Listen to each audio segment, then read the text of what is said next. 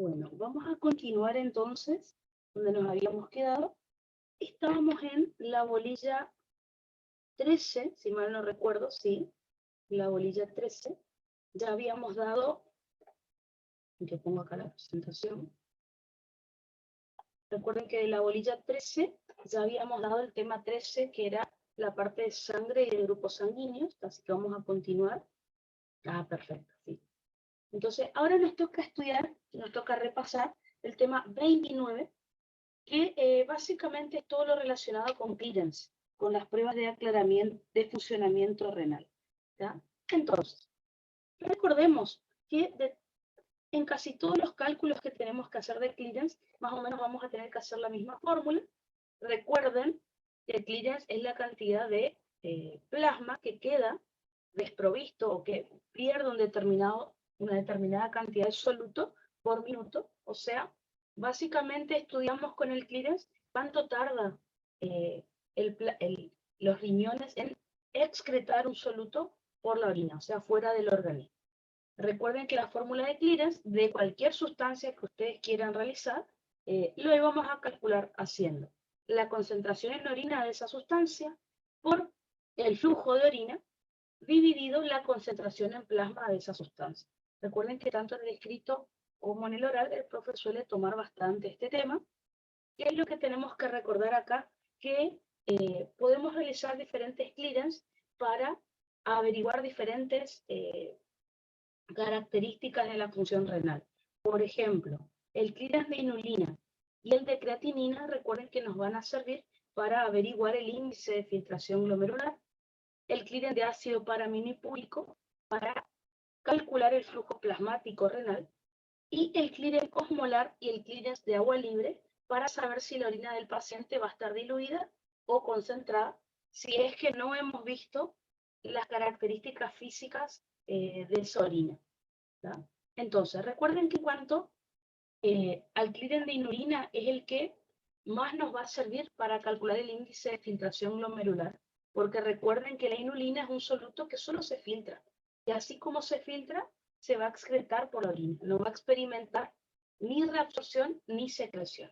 Entonces, si nosotros calculamos el clearance de inulina, recuerden que nos da 125 mililitros por minuto. Acuérdense que eso les va a servir a ustedes para averiguar qué hacen los demás solutos. Recordemos, si el clearance de una sustancia X cualquiera me da menor al de la inulina, significaba que esa sustancia se filtra, se reabsorbe parcialmente y se excreta por orina. Si el clearance de esa sustancia X me daba mayor al de la inulina, recuerden que esa sustancia se filtra, se secreta y después se elimina, o sea, se excreta por orina.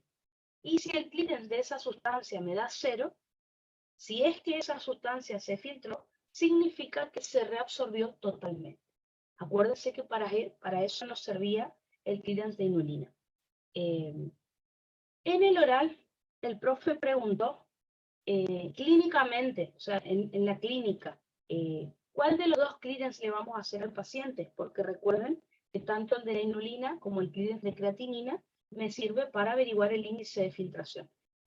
La verdad es que hoy en día, en la clínica, el clearance que se hace es de creatinina. ¿Por qué? Porque recuerden que la creatinina ya es un desecho que tiene el organismo y no vamos a necesitar inyectarle al paciente una sustancia extraña. Así que, ¿cuál es el clearance más exacto para averiguar el índice de filtración glomerular? El de inulina. Pero en el paciente, ¿cuál se hace hoy en día? El de creatinina. El profe preguntó eso en el oral, así que bueno, lo repasamos.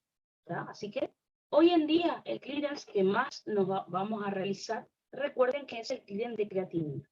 Acuérdense que el clearance de creatinina nos da un poco más alto que la inulina, ya que recuerden que la creatinina es un soluto que se filtra, se secreta muy levemente. Recuerden que como es un metabolito del organismo, se va a secretar en el túbulo contorneado próximo y finalmente se excreta. Así que me va a dar un valor un poquito más alto que el clearance de inulina. Recuerden que El clearance de creatinina nosotros lo podemos calcular de dos maneras. Primero, como lo hemos dicho, la creatinina en orina por el flujo de orina sobre la creatinina en plasma. Recuerden que una vez que tengan ese resultado, lo tienen que corregir multiplicando ese clearance que ustedes calcularon por 1,73 dividido la superficie corporal del paciente. La verdad que, digamos que esto le va a servir si le quieren comentar al profe en un oral, porque nunca en un escrito pidió la corrección. Siempre les pide que calculen el clearance de creatinina nada más y ya está. Así que bueno, pero por si les llega a preguntar, una vez que obtengo el clearance, lo tengo que corregir para obtener el índice de filtración glomerular. Otra de las fórmulas que eso sí pide mucho en los escritos, recuerden que es la fórmula de Cockcroft y Gault, que va a ser diferente para el hombre y para la mujer. Las dos fórmulas, recuerden que comienzan igual. Hay que hacer 140 menos la edad del paciente en años por el peso corporal en kilogramos, dividido 72 por la creatinina en plasma. ¿tá? En ambos, la fórmula comienza así. En el caso de la mujer, ese resultado que van a sacar como si fuera del hombre, lo van a multiplicar por 0,85 para corregir. ¿tá? ¿Por qué? Porque el clearance de creatinina de la mujer representa el 85% del hombre. O sea, me va a dar un poco más bajo. ¿tá? Así que, básicamente, el profe les pide el clearance de creatinina si lo tienen que hacer en los escritos. Otro de los clearance, recuerden que es el clearance de ácido paraminipúrico. Acuérdense que el ácido paraminipúrico es un anión orgánico, así que como todo anión orgánico, recuerden que se va a filtrar, después se va a secretar en el túbulo contorneado proximal, ¿tá? Y después se va a excretar por orina. Acuérdense que para calcular el flujo plasmático renal, podíamos hacer este clearance porque recuerden que el ácido paraminipúrico se secreta en gran cantidad. Prácticamente recuerden que se depura, o sea, se elimina hacia la orina en un 90%. El 10% que no se excreta por orina es porque justamente la sangre no pasó por el glomérulo. Acuérdense que hay un 10% del flujo sanguíneo renal que no va a circular por el glomérulo ni por los capilares peritubulares, sino que es el que se destina a la irrigación de lo que sería la cápsula perirrenal, la grasa perirrenal. ¿tá? Por eso simplemente, si no, prácticamente el ácido paraminipúrico se excretaría totalmente por la orina. Siempre recuerden que el clearance lo vamos a calcular haciendo la concentración en orina por el flujo de orina dividido la concentración en plasma. El valor del clearance normalmente me da 585 mililitros por minuto. Acuérdense que ese valor, aparte de ser el clearance de ácido paraminipúrico, es el flujo plasmático renal efectivo. Recuerden que el flujo plasmático renal efectivo es el volumen de plasma que pasa por las nefronas por minuto. Yo les había dicho que había un 10% del plasma que no va a pasar por las nefronas, porque sirve solamente para irrigar a la cápsula renal y a la grasa perirrenal. Así que ese es el flujo plasmático renal efectivo. Si yo quiero averiguar el flujo plasmático renal total, tengo que saber que el flujo plasmático renal efectivo es solamente un 90% del flujo plasmático renal total, podríamos decir, el completo. Así que, una vez que yo calculo el clearance de ácido paraminipúrico, que es solamente el flujo plasmático renal efectivo, como le dije recién, yo sé que ese es el 90% nada más.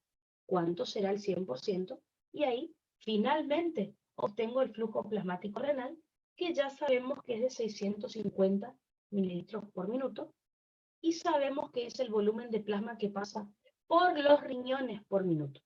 No solo por el glomérulo, sino por todos los riñones. Así que, siempre que ustedes calculen el clearance de ácido paraminipúrico, recuerden que eso es solo el 90% del flujo plasmático renal. Así que lo van a corregir.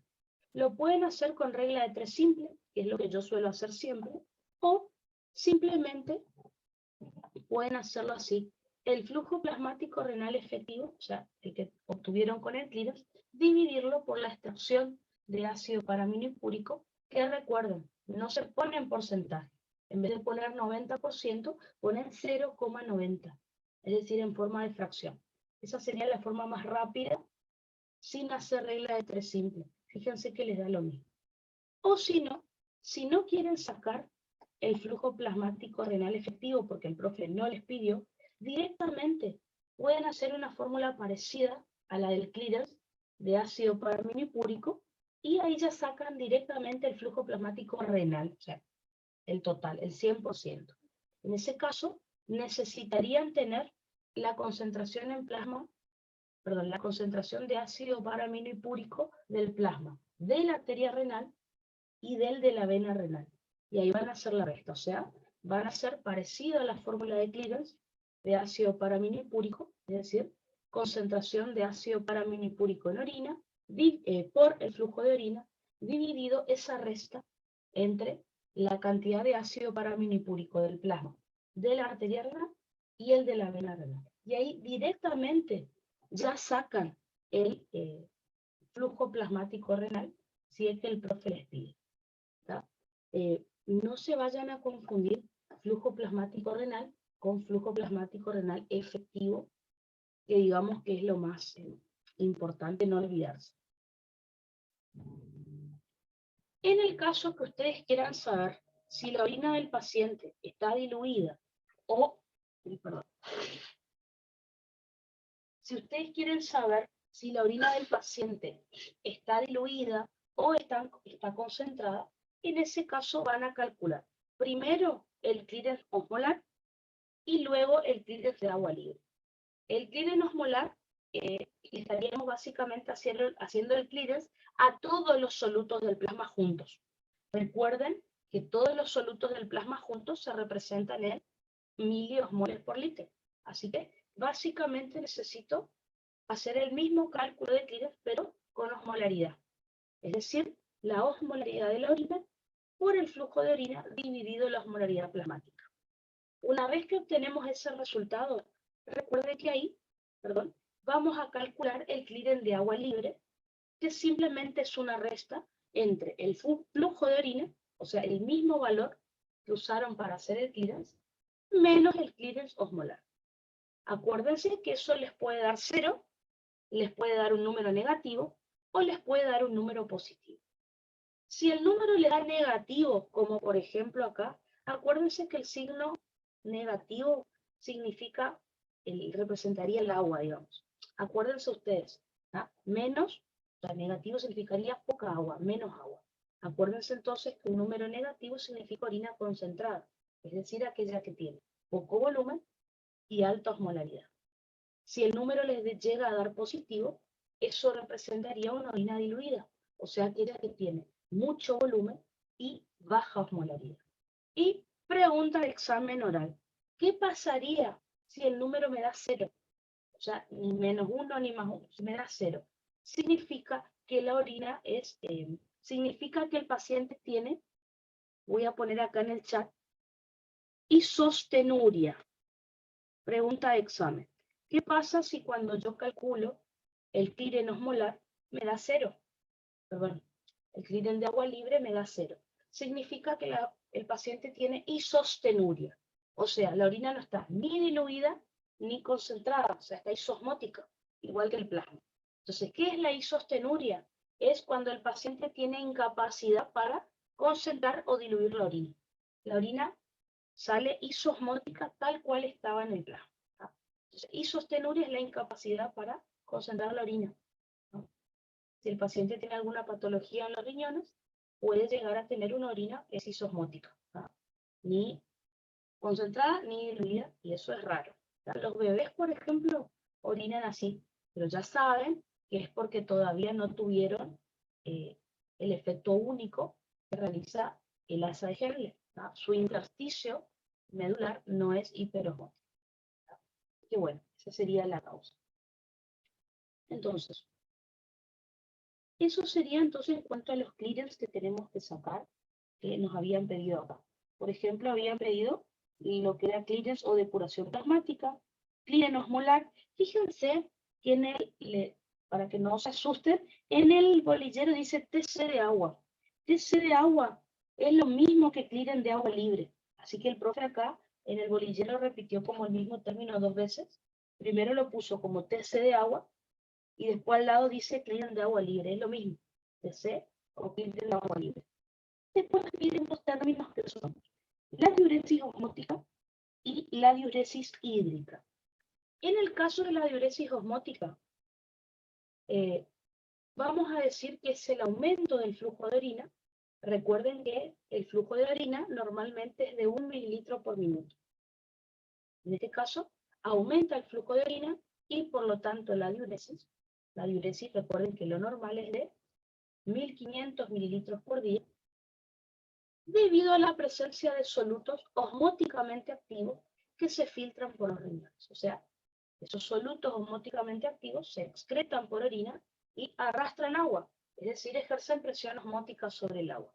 Por ejemplo, en la diabetes mellitus, cuando se supera el umbral para la glucosa, que acuérdense que es 180 miligramos por ciento de glucemia, ahí se empieza a excretar glucosa por orina porque ya se comienzan a saturar algunos SGLT2, algunos transportadores de glucosa. Entonces, se excreta glucosa por orina, la glucosa arrastra agua y genera diuresis osmótica. Por ejemplo, pueden ser diuréticos como el manitol, en donde el manitol es el que genera presión osmótica sobre el agua y por eso el paciente orina más. O si no, por ejemplo, el síndrome nefrótico, en donde el paciente tiene pérdida de proteínas por orina mayor a 3,5 a 4 gramos por día. Las proteínas generan presión oncótica o coloidosmótica sobre el agua y por eso el paciente tiene poliuria. ¿Está? Así que tienen 3 ejemplos diferentes de diuresis osmótica. En el caso de la diuresis hídrica, vamos a decir que es el aumento del flujo de orina y por lo tanto de la diuresis debido a la disminución de la osmolaridad plasmática, lo que causa déficit de hormona antidiurética. Por ejemplo, una causa de disminución de la osmolaridad plasmática ocurre en cualquier sobrehidratación que ustedes se imaginen. Al haber mucha cantidad de agua, se diluye un poco la osmolaridad plasmática. Por ejemplo, en la diabetes insípida. Recuerden que la diabetes insípida, si era de causa central, había un déficit de la secreción de hormona antidiurética.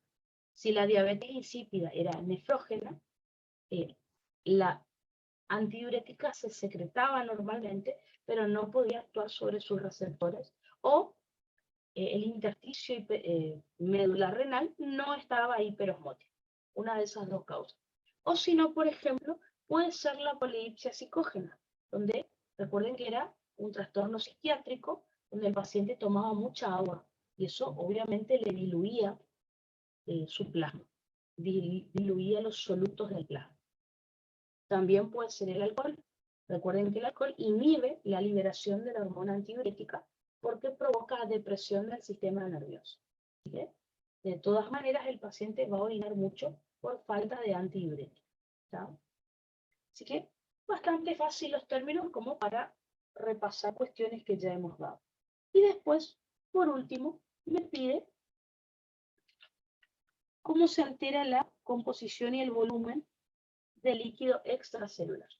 Es decir, tenemos que repasar simplemente alteraciones que ya hemos visto también en primera, que recuerden, para que se mantenga un equilibrio hidroelectrolítico, o sea, la cantidad de agua y de iones se mantenga en equilibrio y poder tener homeostasis, ¿no es cierto?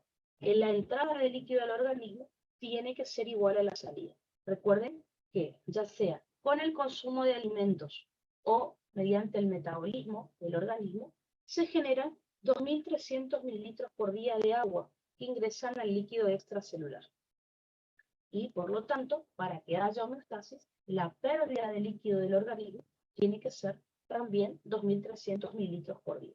Acuérdense que mediante la expiración, donde el aire sale húmedo y mediante la piel, no estoy hablando del sudor, se pierde más o menos 700 mililitros por día de agua, y mediante el sudor, las heces y la orina, que ahí sí nos damos cuenta que perdemos agua, se pierde, por ejemplo, por el sudor, 100 mililitros por día, lo mismo por las heces y por la orina, es por donde más agua perdemos. Todo esto hace un total también de 2.300 mililitros por día. Ahora, si se produce un desequilibrio entre estos dos, o el ingreso o el egreso aumenta o disminuye, y no se logra este equilibrio, ahí es donde aparece o la deshidratación o la sobrehidratación. Recuerden que los diagramas de Darrow-Janet representan esto que les estoy contando, la cantidad de líquido intra y extracelular que tenemos, o sea, el volumen que está representado en la parte horizontal. Fíjense que acá marqué 42 litros más o menos, que es lo que tiene un paciente estable. Y en la parte vertical se representa la osmolaridad del plasma, que es casi entre 290 y 300 miliosmoles litros. Eso es lo normal. A su vez, el LIC de esos 42 litros, recuerden que representa 28 litros, y el LEC representa 14 litros. ¿Sí? Recuerden que si se altera, si hay un desequilibrio entre el ingreso o el egreso del líquido, vamos a tener sobrehidratación o deshidratación. Recuerden que en el caso de la deshidratación era la disminución del agua corporal total, y que a su vez recuerden que puede ser isotónica, hipotónica o hipertónica. Recuerden que la isotónica se llamaba así porque la anatremia estaba normal. Es decir, si la anatremia se mantiene normal es porque el paciente perdió la misma cantidad de agua que de sodio. Por ejemplo, hemos visto que esto ocurre en una diarrea, si usamos diuréticos, en una hemorragia, que recuerden que la hemorragia es parecida a la deshidratación. Lo único, tengan en cuenta que si le van a hablar al profe de proteínas y hematocrito, en la primera hora de la hemorragia aguda, las proteínas y el hematocrito van a estar normales. Después recién el hematocrito empieza a bajar, nunca va a subir en una hemorragia. Ahora, la diarrea, las quemaduras y los diuréticos, sí. Hematocrito y proteína estaban aumentados porque estaban concentrados debido a la deshidratación. ¿Tá? Ojo con la hemorragia, que es la única donde el hematocrito está normal en la primera hora o disminuye pasado una hora. Nunca va a estar alto como en los otros casos.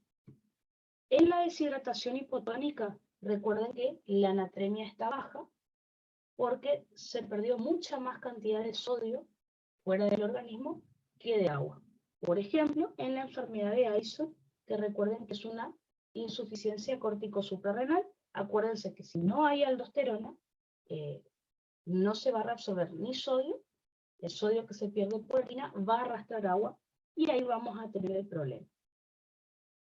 En el caso de la deshidratación hipertónica o hipernatrémica, recuerden que la osmolaridad del plasma y por lo tanto la anatremia van a estar elevadas porque se perdió mucha más cantidad de agua que de sodio del organismo. Recuerden que esto puede ser producido por poco consumo de agua, ¿tá? Esa podría ser una situación, o una sudoración excesiva. También, si quieren, podrían anotar acá una diabetes insípida. El paciente orina mucho y eso me va a concentrar mucho todos los solutos, ¿no? Pueden agregar también, si quieren, entonces, diabetes insípida. Si pensamos en lo opuesto, es decir, en una sobrehidratación, recuerden que la sobrehidratación es el aumento del agua corporal total, y acuérdense que también podía ser isotónica, hipotónica o hipertónica. En el caso de la sobrehidratación isotónica, acuérdense que el paciente incorporó a su organismo un exceso de agua y de sodio en la misma proporción. Por eso, la anatremia y la osmolaridad del plasma se mantienen normales a pesar de la sobrehidratación, ¿no? Esto suele ocurrir cuando un paciente consume excesivamente bebidas isotónicas. Piensen que también se lo podríamos provocar nosotros al paciente si le ponemos mucho suero, mucha solución fisiológica cuando está internado, por ejemplo. Recuerden que el suero hay que pasarlo lentamente, porque si no lo podemos sobrehidratar al paciente. O, por ejemplo, en una insuficiencia cardíaca, en donde al disminuir el flujo sanguíneo renal, porque el gasto cardíaco está bajo, se activa el sistema renina-angiotensina-aldosterona, y eso genera retención de sodio y de agua por el organismo.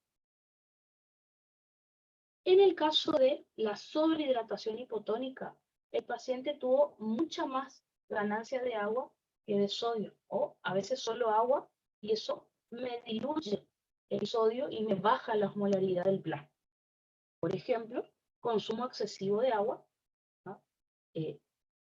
Piensen que puede ser en una época de mucho calor, a cualquiera de nosotros. Piensen que puede ser este paciente que tenía polidipsia psicógena, o potomanía, o una secreción inadecuada de antidiurética, donde recuerden que hay una secreción excesiva de antidiurética por la neurohipófisis, y eso genera mucha retención de agua, mucha reabsorción de agua en los riñones.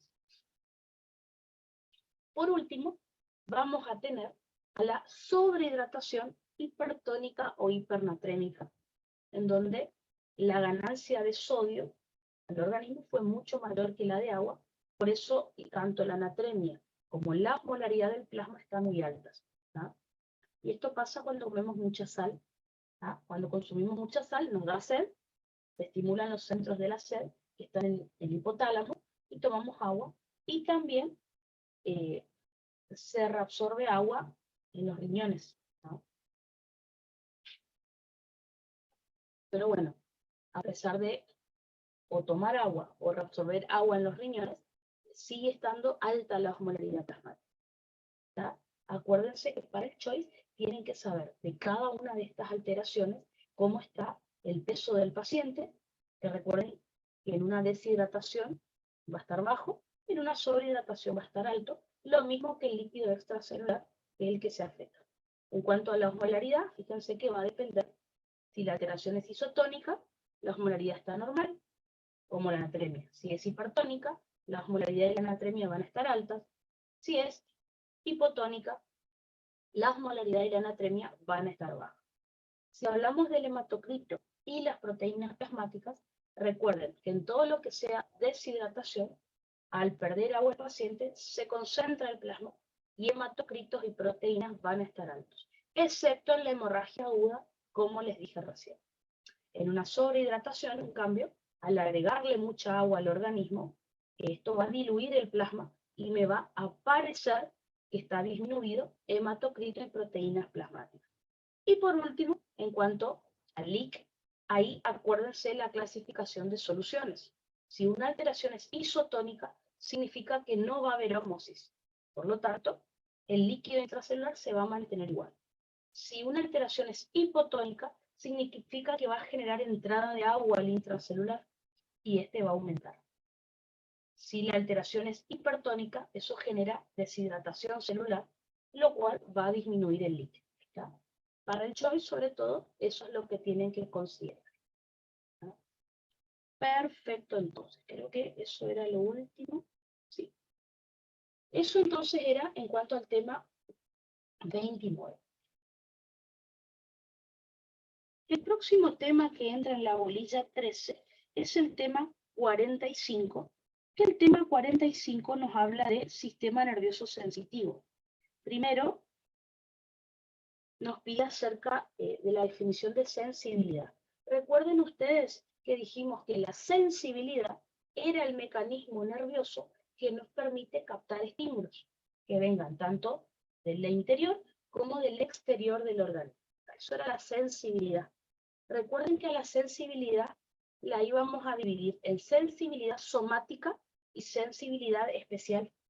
Recuerden que la sensibilidad somática es la que se percibe en todo el cuerpo, y la especial eran las que se perciben en un solo lugar. Recuerden que los sentidos especiales tienen que saber cuáles son nomás, que son la vista, el olfato, el gusto, la audición y el equilibrio, no el tacto. El tacto no es un sentido especial en fisiología. Ahora, lo que sí nos toca estudiar en fisio, que ya lo hemos visto, es la sensibilidad somática. Recuerden que la sensibilidad somática se divide en sensibilidad mecanorreceptora, termorreceptora y nociceptora. ¿tá? La sensibilidad mecanorreceptora, a su vez, recuerden que se dividía en táctil y posicional.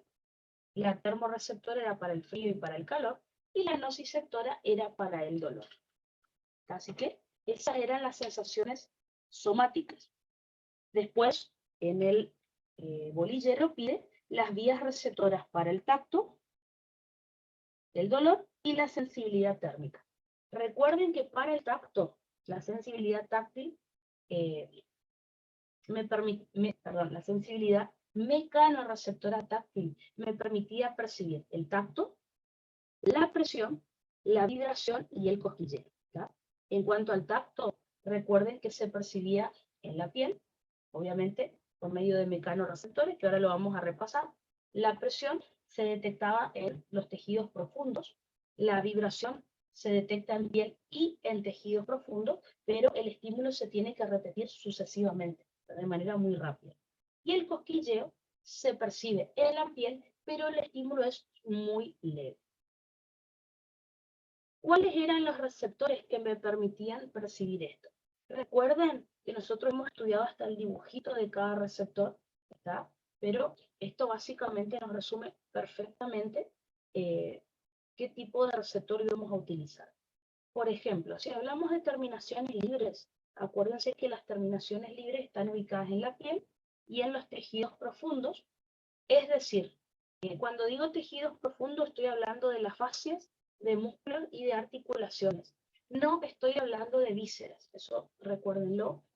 Acuérdense que las terminaciones libres son receptores de adaptación rápida o receptores fásicos.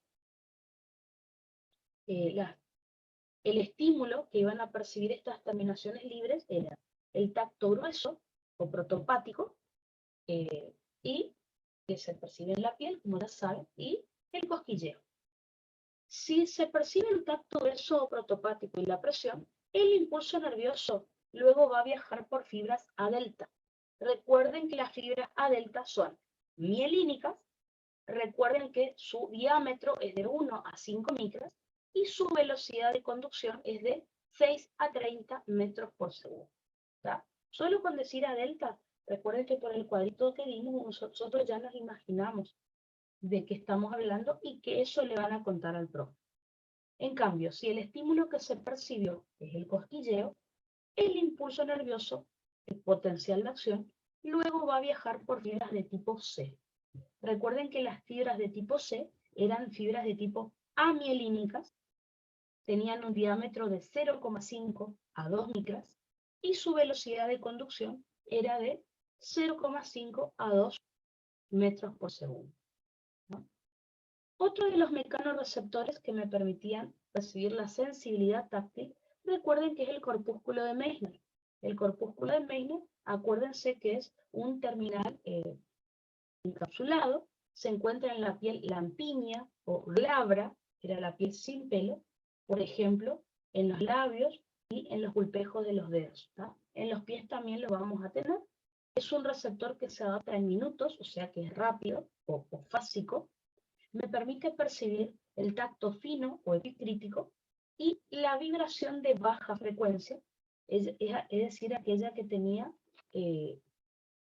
hasta 80 revoluciones por minuto. ¿No? Luego, el impulso nervioso, recuerden que iba a viajar por fibras A beta. En cuanto a los discos de Merkel recuerden que también eran terminaciones vulvares que se encontraban en la piel lampiña o glabra y en la piel pilosa o hirsuta, como el profe les dice. Recuerden que tiene una adaptación rápida, pero un poco más lenta que el corpúsculo de Meissner. Recuerden que los discos de Merkel se agrupaban con otros discos de Merkel y la agrupación de discos que hacía una protrusión sobre la piel, recuerden que se llamaba receptor en cúpula de higo, ¿ah? Que generaba esta protrusión justamente para detectar mejor el tacto fino o epicrítico, y luego el impulso nervioso se conducía por fibras A beta.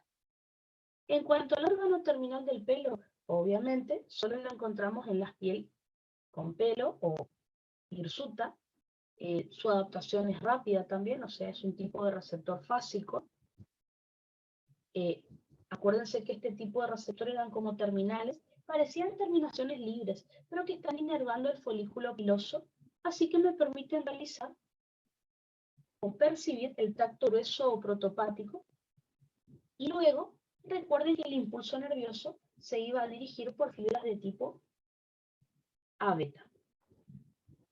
En cuanto a las terminaciones de Ruffini, recuerden que eran terminaciones en ramillete, que se encontraban en la piel, pero también en los tejidos profundos. También su tipo de adaptación es rápida, pero un poquito más lenta que el corpúsculo de Meissner, y me permitía percibir el tacto y la presión. Luego, el impulso nervioso también iba a viajar por fibras A-beta. Por último, tenemos los corpúsculos de Pacini. Recuerden que eran terminaciones, eran receptores encapsulados que se encuentran en los tejidos profundos, principalmente en las cápsulas articulares. Tiene una adaptación muy rápida. Recuerden que se adaptaba en 0,1 segundos y me permitía detectar la presión y las vibraciones de alta frecuencia, que podían ser hasta 800 revoluciones o repeticiones por minuto. Luego, recuerden que el impulso nervioso va a viajar por fibras A-beta. Recuerden que las fibras A-beta, entonces, son fibras mielínicas, su diámetro es de 10 a 15 micras y su velocidad de conducción era de 60 a 90 metros por segundo. Así que fíjense que con esto se resume todo lo que es sensibilidad táctil que el profe les estaba pidiendo. Una vez que se genera este impulso nervioso, ya sea por fibras A delta, C o fibras A beta, recuerden que todo lo que es señales sensitivas o aferentes tendrán que ingresar por el asta posterior de la médula espinal y ahí tendrán que ascender hacia la corteza sensitiva por alguna vía ascendente. ¿tá? Recuerden que las vías podían ser la vía dorsal lemniscomedial y la vía anterolateral. Recuerden que en el caso de la vía dorsal lemniscomedial es lo mismo que decir haces de Goli de Burdach, que están en el cordón posterior de la médula espinal. Recuerden que por ahí se va a transmitir la información para el tacto fino o epicrítico, para la presión, para la vibración y también para la sensibilidad posicional. ¿Se acuerdan? La sensibilidad estática o la sensibilidad dinámica. En cuanto a la vía anterolateral, recuerden que era lo mismo decir haces espinotalámicos anterior y lateral, y eso va a conducir información hacia la corteza sensitiva relacionada con el tacto grueso o protopático, el cosquilleo. Además podemos agregar lo de el dolor, el calor y el frío y las sensaciones sexuales. Para lo que nos interesa ahora a nosotros, la vía dorsal lemniscomedial sirve para el tacto fino, presión y vibración. Y la vía anterolateral para el tacto grueso y para el cosquilleo, según lo que estuvimos estudiando recién. Recuerden que en el caso de la vía dorsal lemniscomedial, la primer neurona, es decir, la neurona sensitiva, recuerden que va a entrar, va a ingresar por el asta posterior de la médula, no va a hacer sinapsis en médula espinal. Recuerden que directamente asciende por los haces de Goli de Burdach hasta llegar al bulbo raquídeo, donde ahí sí hace sinapsis con la segunda neurona en los núcleos grácil y cuneiforme o núcleos de Gol y de Burdach en el bulbo. Una vez que ocurre la sinapsis con la segunda neurona, recuerden que recién ahí esta segunda neurona se decusa hacia el lado opuesto del bulbo, asciende hacia el tálamo, donde va a hacer sinapsis con la tercera neurona en el complejo ventrobasal del tálamo. Finalmente, la tercera neurona se dirige hacia la corteza sensitiva, que es el lóbulo parietal, ¿tá? Y ahí hace sinapsis con la cuarta neurona, que serían las neuronas de la corteza cerebral. ¿tá? Y en el caso de la vía anterolateral, recuerden que acá sí va a estar la diferencia. La primera neurona ya hace sinapsis en médula espinal con la segunda neurona. Recuerden que la sinapsis va a ocurrir en las láminas 1, 4, 5 y 6 de Rexed. La segunda neurona inmediatamente se cruza por la comisura anterior, o sea, por delante del conducto del epéndimo, y ya forma los fascículos espinotalámico anterior y lateral. De ahí ascendemos, pasamos por bulbo y llegamos hasta el tálamo, donde ahí hace sinapsis con la tercera neurona en el complejo ventrobasal del tálamo. Ahí sí es igual entonces a la vía dorsal lemnisco-medial. Finalmente, la tercera neurona se dirige a corteza somatosensitiva, la corteza primaria, y hace sinapsis con las neuronas de la corteza cerebral. Como para repasar estas vías, el profe sí o sí les va a pedir. Recuerden que para dolor y para calor y frío se usa solo la vía anterolateral, así que la de Boli de Burda solo para esta sensibilidad táctil, básicamente.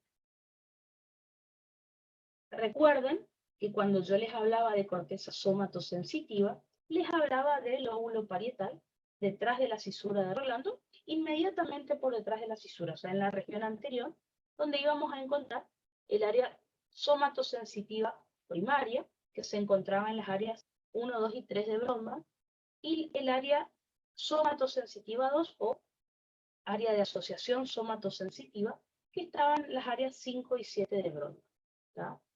Así que eso sería entonces en cuanto a la sensibilidad somática, todo lo que sería el tacto, o sea, la sensibilidad táctil básicamente. ¿Ya?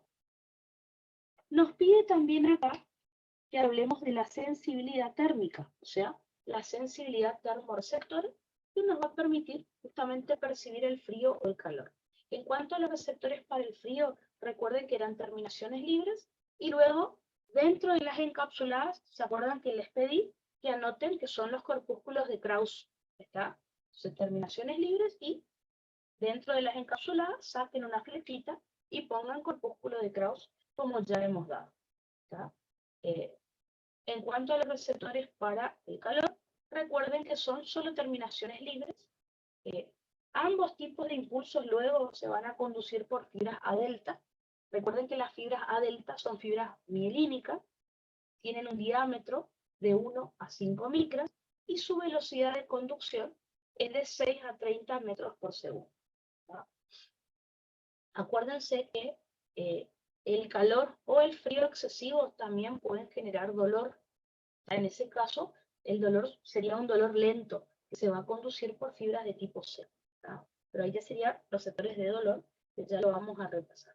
Una vez que se captan estos estímulos, recuerden, todo lo que sea señal sensitiva o aferente, que va a viajar por esta fibra A delta, ingresa por el asta posterior de la médula espinal y ya forma la vía anterolateral.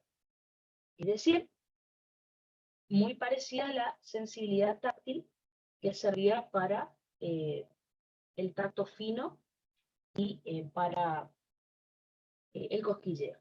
¿No? Fíjense que acá, perdón, el tacto grueso y el cosquilleo.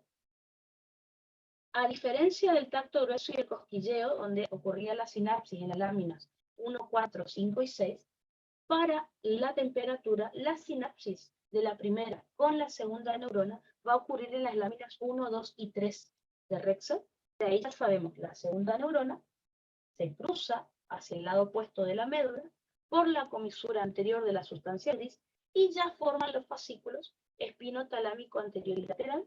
Desde ahí asciende hasta llegar al tálamo, donde hace sinapsis con la tercera neurona en el complejo ventrobasal del tálamo. La tercera neurona finalmente se dirige a la corteza sensitiva del lóbulo parietal, donde hace sinapsis con la cuarta neurona, que son las neuronas de la corteza cerebral.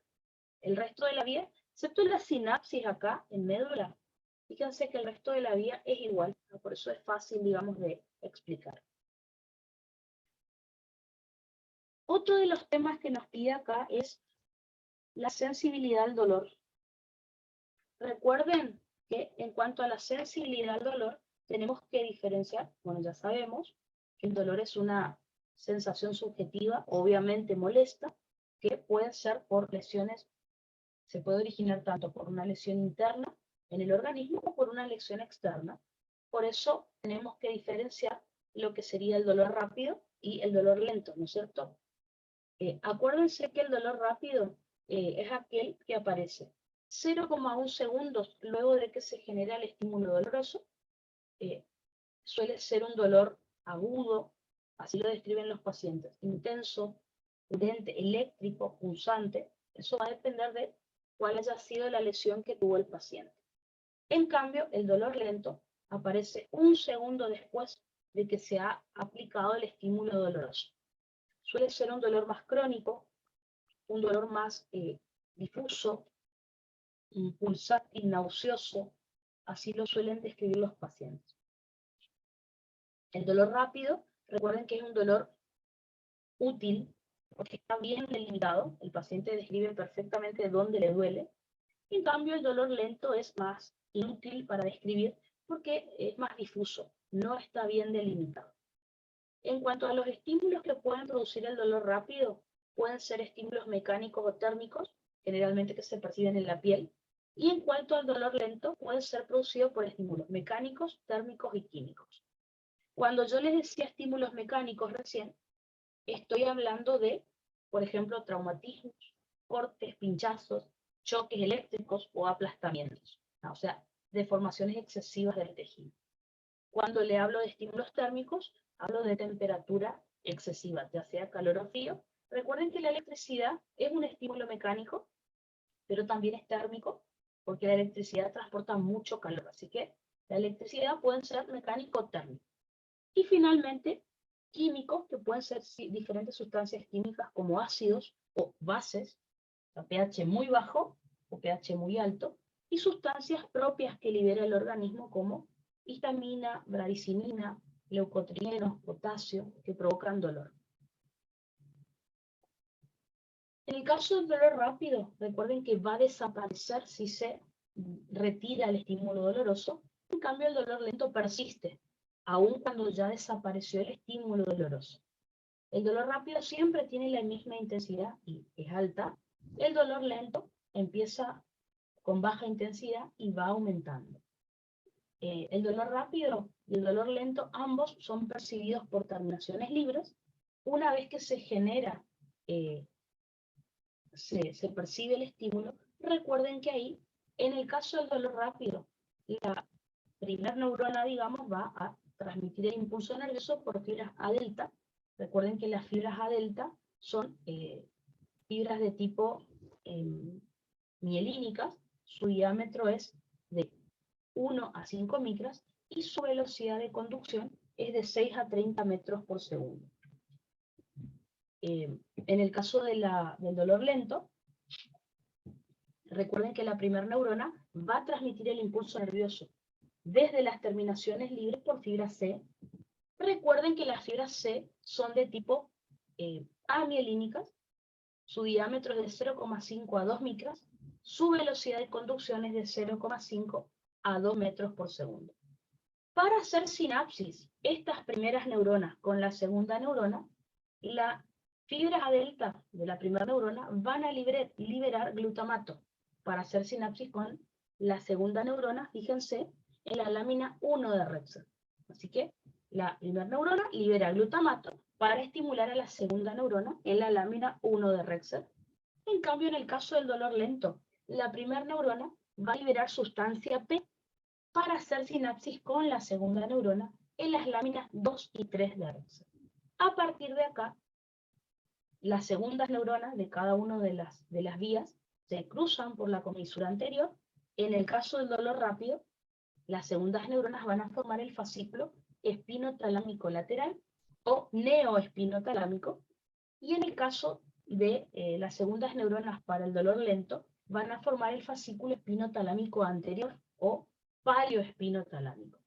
Así que acá sí hay que diferenciar los dos tipos de fascículos. A partir de acá, estos fascículos siguen el mismo recorrido que ya conocemos, es decir, ascienden hasta el tálamo, donde hacen sinapsis con la tercera neurona en el complejo ventrobasal del tálamo. La tercera neurona desde ahí se dirige hacia la corteza somatosensitiva, ubicada en el lóbulo parietal, y hacen sinapsis con la cuarta neurona, que son ya las neuronas de la corteza cerebral. Fíjense que, a no ser que sean las láminas de Rexer, la diferencia, lo demás es siempre la misma vía. Y si le explican esto al profe, está súper completo, así que es lo más importante, ¿no? Para repasar entonces las dos vías que estudiamos hasta ahora, recuerden, la vía dorsal lemniscomedial, entonces la hemos estudiado para el tacto fino o epicrítico, para la presión y para la vibración, ¿tá? En el caso de esta vía, recuerden que la primera neurona asciende por los haces de Bol y de Burdach hasta el tronco del encéfalo, específicamente el bulbo, donde hace sinapsis con la segunda neurona. Ahí recién la segunda neurona se decusa, sigue hasta el tálamo, donde hace sinapsis con la tercera neurona, en el complejo ventrobasal del tálamo, y la tercera neurona asciende hasta corteza somatosensitiva, donde hace sinapsis con la cuarta neurona. En el caso de la vía anterolateral, recuerden que esta nos iba a permitir la transmisión de todas las señales que tienen que ver con el tacto grueso o protopático. Dijimos que también era el cosquilleo, y también dijimos que era la sensibilidad térmica y la sensibilidad dolorosa. Acuérdense que acá la primera neurona hace sinapsis con la segunda neurona en la médula espinal. Si hablamos de tacto grueso y cosquilleo, tacto grueso cosquilleo entonces iba a ser en láminas 1, 4, 5 y 6. Si era para temperatura, láminas 1, 2 y 3. Si era para dolor rápido, lámina 1. Si era para dolor lento, láminas 2 y 3. Inmediatamente ahí se produce entonces la decusación de la segunda neurona. Se forman los fascículos espinotalámico anterior y lateral. Se asciende esta segunda neurona hasta el tálamo, donde hace sinapsis con la tercera neurona, en el complejo ventrobasal del tálamo, y finalmente la tercera neurona se dirige hacia la corteza somatosensitiva, donde hace sinapsis con la cuarta neurona. Así que, fíjense acá, en forma de esquemita, este esquema lo saqué del Constanzo, está muy bueno, le va a servir para repasar toda la sensibilidad que teníamos que estudiar, teníamos que repasar. Perfecto. Otro de los temas que me pide, este tema al profe le encanta tomar, así que siempre les pedí que lo estudien bien, el sistema de analgesia. Sistema de analgesia endógeno, que recuerden que es suprimir el dolor, la función que tiene es la de suprimir el dolor. Acuérdense que el propio organismo libera sustancias que nos permiten calmar un poco el dolor. Obviamente, si esto no funciona, ahí vamos a recurrir a los fármacos, ¿no es cierto? Recuerden que este sistema de analgesia está formado por 3 neuronas. La primera neurona, lo mismo que dice acá, recuerden que está en este esquemita. La primera neurona, recuerden que se origina en la sustancia gris periacueductal, o sea, que rodea el acueducto de Silvio, y la sustancia gris periventricular, o sea, que rodea el tercer y el cuarto ventrículo. Principalmente en la sustancia gris periacueductal, donde salen la mayoría de las neuronas. Desde ahí, recuerden que esa neurona va a descender hacia el núcleo magno del RAFE, principalmente, que se encuentra en el tercer ventrículo, pero también el profe agregó en el núcleo reticular paragigantocelular. El núcleo magno del RAFE se encuentra entre bulbo y protuberancia, y el núcleo paragigantocelular en bulbo, donde ahí esta primera neurona va a liberar encefalina, que es vamos a estudiar que es un péptido opioide. Esta encefalina estimula a la segunda neurona que se dirige desde el núcleo magno del RAFE hasta la médula espinal. En la médula espinal, esta segunda neurona, en la región llamada complejo inhibidor del dolor, que está en el asta posterior de la médula, hace sinapsis con la tercera neurona al liberar serotonina. Finalmente, esta tercera neurona es una neurona que libera encefalina. La encefalina es un neurotransmisor que lo que hace es inhibir a la membrana presináptica y a la membrana postsináptica. Cuando digo membrana presináptica, estoy refiriéndome a esta primera neurona del dolor rápido que estudiamos hace un ratito.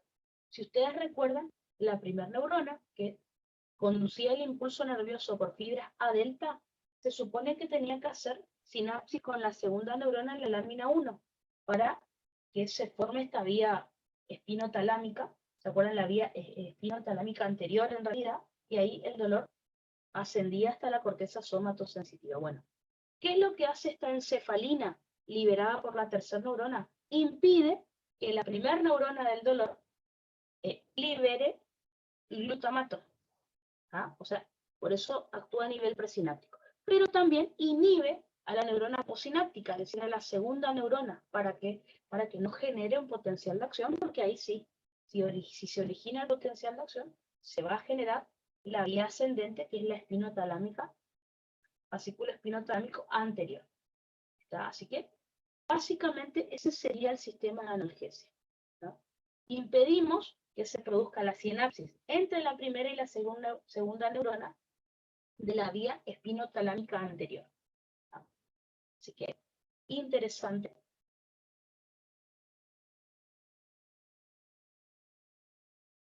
Por último,